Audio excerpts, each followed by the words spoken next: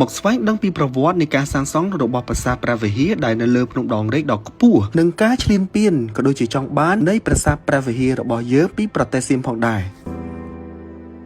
ស្ថិតនៅភាគខាងជើងប្រទេសកម្ពុជាក្នុងភូមិសាស្ត្រឃុំស្រអែមស្រុកជាំខ្សានខេត្តព្រះវិហារប្រាសាទដ៏ចំណាស់មួយដែលមានអាយុកាលជាង 1000 ឆ្នាំកំពុងឈរបង្អួតរៀងយ៉ាងរឹងមាំនៅលើកំពូលភ្នំព្រះវិហារនៃជួរភ្នំដងរែកដែលមានកម្ពស់ប្រមាណ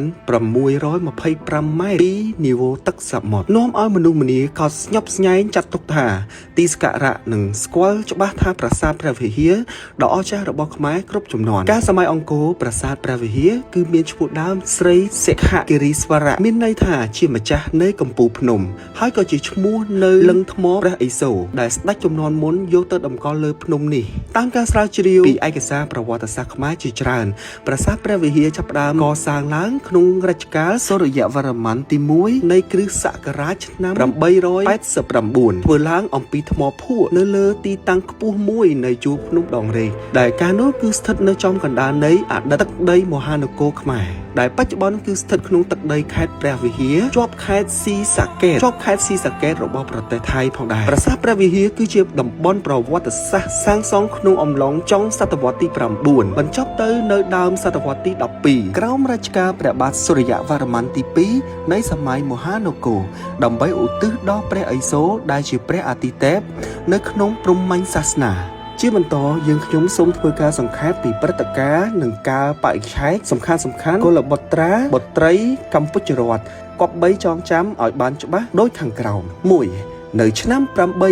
889ប្រាសាទព្រះវិហារចាប់ផ្ដើមកសាងឡើងក្នុងរជ្ជកាលព្រះបាទសូរ្យវរ្ម័នទី1សាងសង់ចុងសតវត្សទី9និងបញ្ចប់នៅសតវត្សទី12ឆ្នាំ1954ប្រាសាទព្រះវិហាររងការឈ្លានពានដណ្ដើមចង់បានជាច្រើនលើកច្រើនសារពីសំណាក់ប្រទេសសៀមហើយជន្លោះរវាងប្រទេសសៀមចាប់ផ្ដើមផ្ទុះឡើងខ្លាំង3នៅថ្ងៃទី6ខែតុលាឆ្នាំ1959កម្ពុជាបានដាក់ពាក្យបណ្ដឹងទៅតុលាការយុត្តិធម៌អន្តរជាតិក្រុងឡាអេដើម្បីស្នើសុំ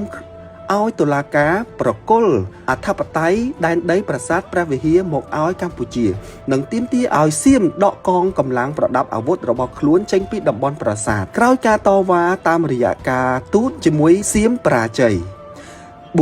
ថ្ងៃទី8ខែធ្នូឆ្នាំ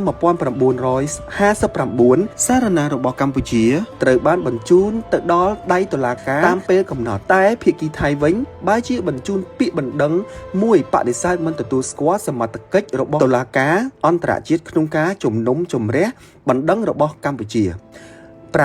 ថ្ងៃទី10រហូតដល់ថ្ងៃទី15ខែមេសាឆ្នាំ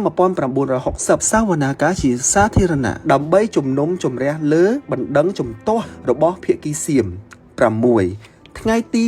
26ខែឧសភាឆ្នាំ1961តុលាការយុត្តិធម៌អន្តរជាតិក្រុងឡាអេបានច្រានចោលបណ្ដឹងជំទាស់របស់ភាគីសៀមដើម្បីប្រកាសជាសាធារណៈថាតុលាការមានសមត្ថកិច្ចពេញលេញក្នុងការដំណើរការអង្គជំនុំជម្រះលើបណ្ដឹងរបស់កម្ពុជា7ថ្ងៃទី15ខែមិថុនាឆ្នាំ1962ប្រាសាទព្រះវិហារត្រូវបានសាលក្រមតុលាការអន្តរជាតិនៃទីក្រុងឡាអេបានសម្រេចឲ្យភាគីកម្ពុជាឈ្នះក្តីលើប្រាសាទព្រះវិហារទៅលើភាគីសៀម